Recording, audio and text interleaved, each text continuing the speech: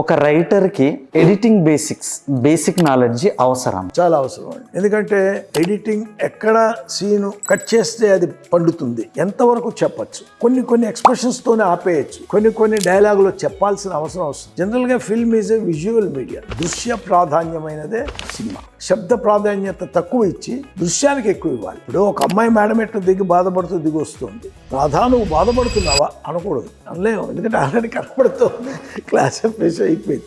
Drama అనుకోండి, stage మీద ఏం కనబడదు ఆ ఫేస్, వీడు అనాలి రాధా నువ్వు బాధపడుతున్నావు, అవును గోపి అని ఇట్లా ఉండేవి డైలాగులు ఒకప్పట్లో. తీస్తున్న డైరెక్టర్ రైటర్ కలిసి అనుకుంటూ తీస్తున్నా ఎడిటర్కి ఆ స్పృహ ఉండి ఏది ముందు ఏది వెనక దగ్గర చాలాసార్లు మేము అనుకున్న దాన్ని మించి పెంచే ఛాన్స్ గ్యారంటీగా. గౌతమ్ రాజు గారు, అనిల్ మల్నాడు వీళ్ళందరూ కూడా చాలాసార్లు మేము ఊహించిన దానికంటే ఇంపాక్ట్ ఎక్కువ వేసేవాళ్ళు వాళ్ళు తీసుకున్న కట్ షాట్స్ వల్ల. అలా ఉంటుంది.